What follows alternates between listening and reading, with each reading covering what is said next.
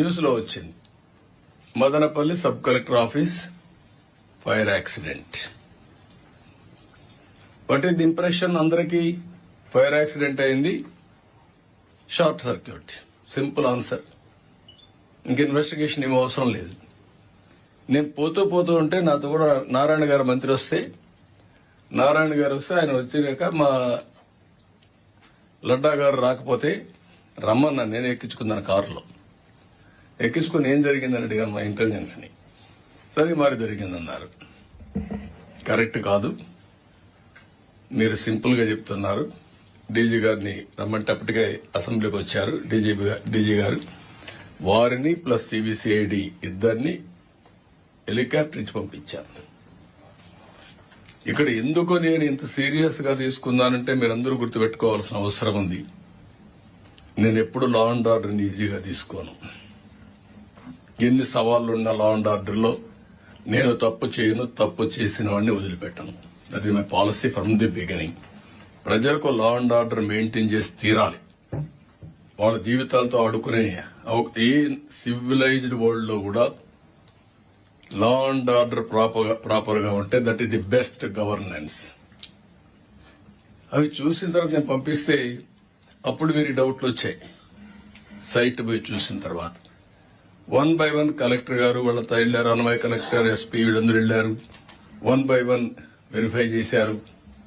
Verify చేస్తే private houses లో వందల కొద్ది ఫైల్స్ పెట్టుకుని సెటిల్మెంట్ చేసి ఫోర్జరీ, ఎంఆర్ఓ సంతకాలు కూడా ఫోర్జరీ పెట్టేసి పై పంపించే పరిస్థితికి వచ్చారు. అంటే మొత్తం ఎంఆర్ఓ ఆఫీస్ ని డెస్ట్రాయ్ చేస్తే ఎవిడెన్సెస్ పోతాయనే పరిస్థితికి వచ్చారు.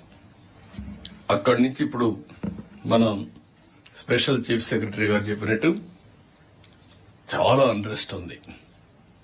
22A dotted lands, only 22A అని పెట్టేయడం, సెటిల్మెంట్కి వస్తే 22A తీసేయడం. It is a simple correction in computer. ఒక వ్యక్తి యొక్క జాతకం, వాడి లైఫ్ కథం అయిపోయింది. వారసత్వంగా వచ్చిన 5 ఎకరాల భూమి నాకు సెక్యూరిటీ. ఆ భూమి నాది కాదన్నప్పుడు అటు ఇటు తిరిగితే పలకరించేవాళ్ళు లేరు. అదే ఆవేదనతో చెప్పాడు స్పెషల్ చీఫ్ సెక్రటరీ. చాలా మంది ఏడ్చిలో ఉన్నారు, చనిపోయిన ఉన్నారు, కబ్జాలు జరిగాయి, ల్యాండ్ గ్రాబింగ్ జరిగింది. అడ్మినిస్ట్రేషన్ పట్టించుకోకపోయే కొందికి ఏం చేయాలో తెలియకుండా నానా ఇబ్బందులు పడ్డారు. ఇవన్నీ జరిగాయి. విశాఖపట్నం ఒక కేస్ స్టడీ, తిరుపతి ఒక కేస్ స్టడీ, ఒంగోలు, నెల్లూరు, కడాన ఇవే కాకుండా అడవులను కూడా కొట్టేసే పరిస్థితికి వచ్చారా? అంటే కొండలను కూడా డిస్ట్రాయ్ చేసి ఆ కొండే మొరం ఇవన్నీ కూడా తీసిపోయే పరిస్థితికి వచ్చారు. చాలా జరిగాయి ఇవన్నీ.